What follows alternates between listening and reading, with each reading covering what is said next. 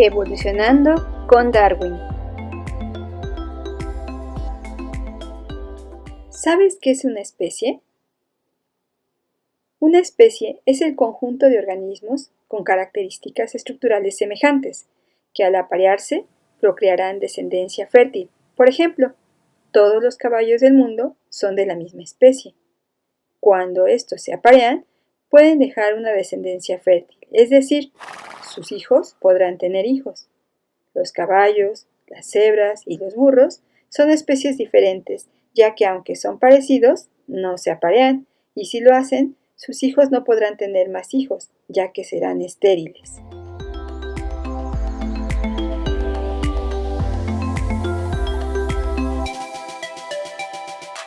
Desde su aparición sobre la Tierra hace 3.500 millones de años, la vida ha cambiado de forma continua. ¿Y tú qué piensas?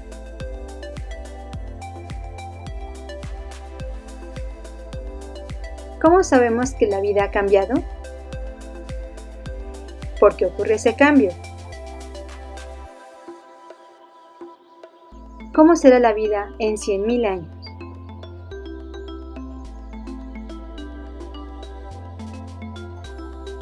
Las personas en general creían que todo había sido creado en un momento determinado y se pensaba que todas las especies se habían mantenido iguales desde su aparición. Por otra parte, los geólogos, paleontólogos y naturalistas habían estudiado las capas de nuestro planeta, los fósiles y los seres vivos, y habían descubierto que en el pasado existieron seres diferentes a los actuales.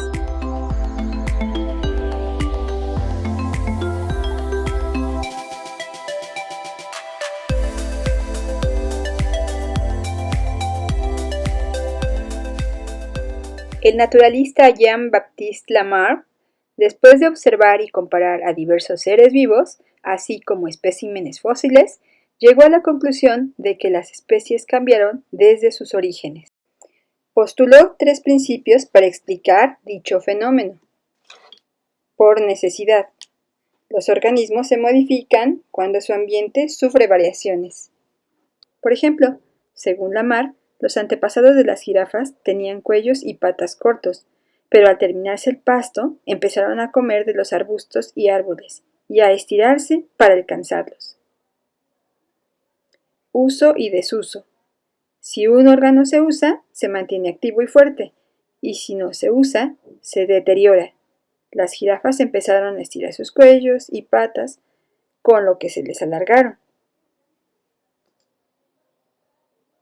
Los caracteres adquiridos se heredan. Lamarck pensaba que un carácter adquirido por un individuo era transmitido a su descendencia. Las antiguas jirafas heredaron sus características a sus descendientes, según Lamarck.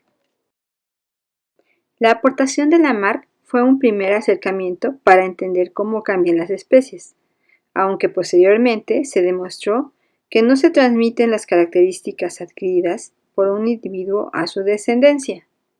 Por ejemplo, si una persona se ejercita y adquiere una gran masa muscular, no se la heredará a sus hijos.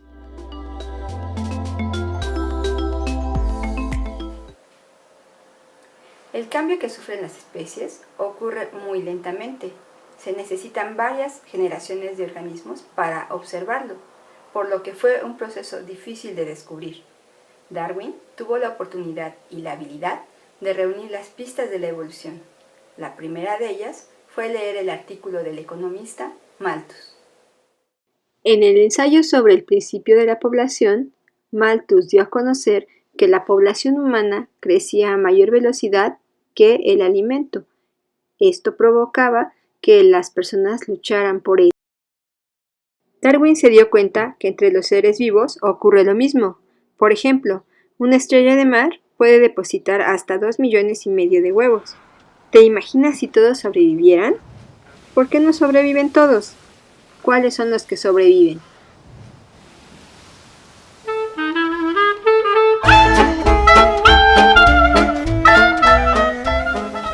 Darwin fue invitado a participar como naturalista en el recorrido que realizaría el Beagle a través de las costas de América del Sur.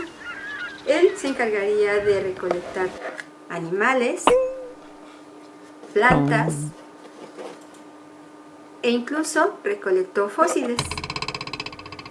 Le llamó mucho la atención que algunos de los fósiles eran de especies muy grandes. Tal es el caso del mastodonte, que es muy parecido al armadillo actual. Darwin se preguntaba qué relación había entre ambas especies.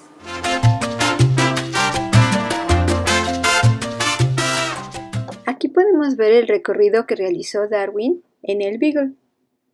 De todos los lugares visitados, fueron las Galápagos las islas que dieron más pistas para entender la evolución. Búscalas en internet y verás que se encuentran frente al Ecuador. En sus inicios solo eran rocas sin vida y poco a poco se fueron poblando. Cuando Darwin las visitó, pudo apreciar una gran variedad de hábitats, desérticos, rocosos o de laderas, con distintos tipos de vegetación y animales, en especial reptiles y aves.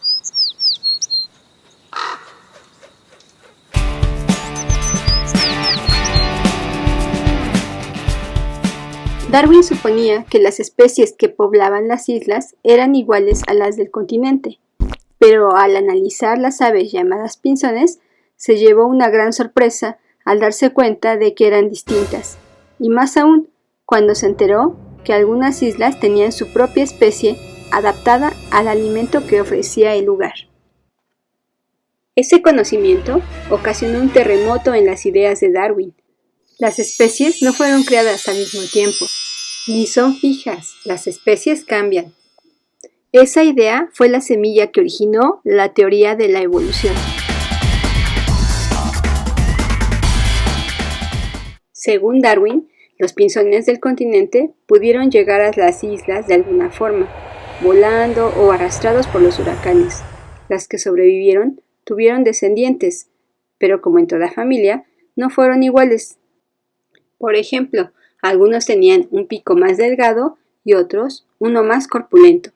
Si las islas donde nacieron las nuevas generaciones tenían abundantes insectos, los pinzones de pico delgado tendrían ventaja sobre los de pico grueso, ya que podrían sacar los insectos de los huecos de las ramas, por lo que sobrevivieron siendo seleccionados por la naturaleza. Dejaron descendientes principalmente de pico delgado. Con el paso de muchos años, los pinzones de esa isla fueron estructuralmente distintos a los originales, formando una nueva especie. Ahora te toca a ti. De acuerdo con lo que acabamos de ver, explica cómo se formó una nueva especie de pinzón en una isla donde las plantas producen semillas difíciles de romper.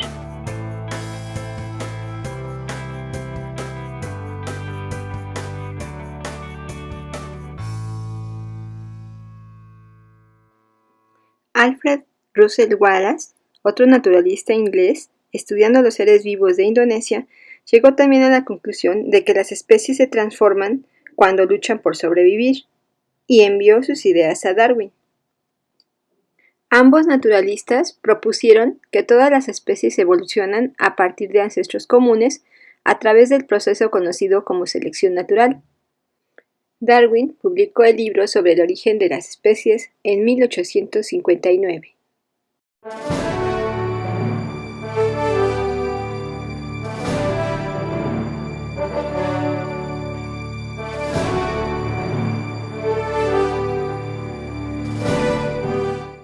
Los organismos producen un mayor número de individuos de los que el ambiente puede sostener, lo que genera una lucha por la existencia entre ellos.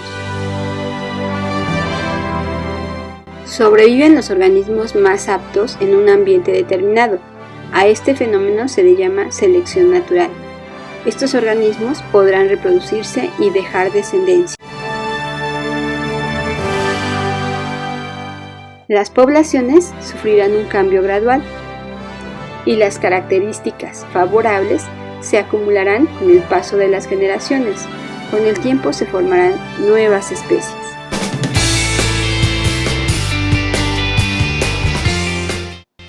Ahora realizaremos una actividad llamada Encuéntrame si puedes. Objetivo: determinar cuál color, blanco o café, es más favorable para las palomillas en la selección natural en un jardín. Vas a necesitar el siguiente material: 2 hojas de papel, lápiz o pluma, un color café y tijeras. Método: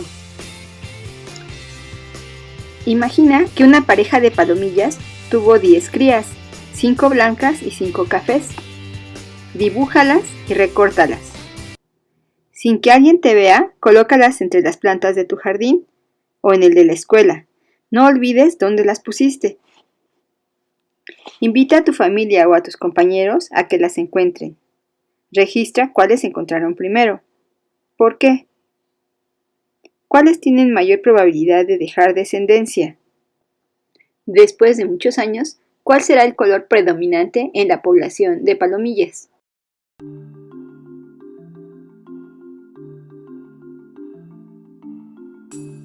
Charles Darwin nos dejó la explicación de cómo han cambiado las especies a lo largo del tiempo.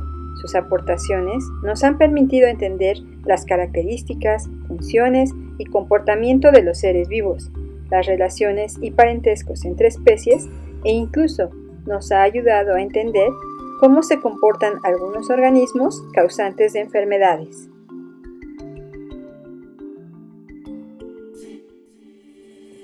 Bacterias, antibióticos y selección natural. En 1928, Alexander Fleming descubrió la penicilina y gracias a ello se han rescatado millones de vidas humanas. Sin embargo, en los últimos años se ha reportado con mayor frecuencia una resistencia por parte de los patógenos al antibiótico. ¿Qué es lo que ha ocurrido? Los científicos han descubierto que la selección natural ha favorecido a las bacterias más resistentes.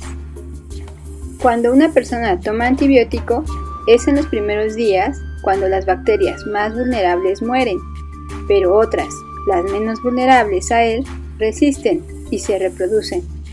A medida que avanza el tratamiento, la dosis de antibiótico va superando la capacidad de resistencia de las bacterias más aptas y poco a poco, incluso esas bacterias mueren. La duración del tratamiento con antibióticos está estudiada para conseguir acabar con la mayor parte de las bacterias. ¿Qué ocurre si no se acaba el tratamiento completo? El resultado es una selección natural de bacterias en tu organismo. Por ello es importante seguir las indicaciones del médico, no automedicarse y tomar el tratamiento completo. Además, debemos fortalecer las defensas, practicando deporte, comiendo balanceado y sobre todo con una actitud positiva y con mucha alegría para que nuestro cuerpo se defienda ante el ataque de los patógenos. Es decir, usemos la selección natural a nuestro favor. Seamos más aptos. Insectos, insecticidas y Darwin. Cuando se descubrieron los insecticidas, la población humana sintió un gran alivio, porque se controlaron organismos causantes de enfermedades o daños a los cultivos. Sin embargo, al aplicarlos, algunos insectos no murieron, dejando numerosos descendientes. Las personas entonces usaban dosis más altas de insecticida y las nuevas generaciones de organismos eran más fuertes, lo que terminó por ocasionar daños al ambiente y a la salud humana. Actualmente, la agricultura ecológica evita el uso de insecticidas, más bien aplica los procesos que emplea la naturaleza, como un sistema de varias especies, el uso de enemigos naturales o el cultivo intercalado de plantas que atraigan a los insectos más que el cultivo de interés.